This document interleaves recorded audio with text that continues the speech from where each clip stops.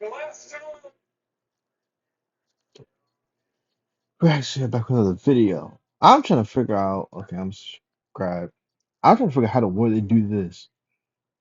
How the heck this happened? Know how these farmers invented a genius technique for irrigation? Everyone was Hmm. surprised to see this. When they use open flowing water, they place large plastic sheets in front of the water flow. This stops the water from spreading too quickly all over the field. The water slowly spreads and waters the field properly. When the crops grow bigger, they use cloth pipes laid out in the field to easily supply water. But know how these farmers invented a genius technique for So it's like they took like the area where the hose is at or something like that, where it unfolds at.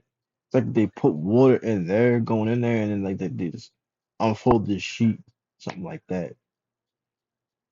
Like if you know about this and give a good explanation, you can hit in the comments with a good explanation because I'm still grasping a little bit how they did it. So.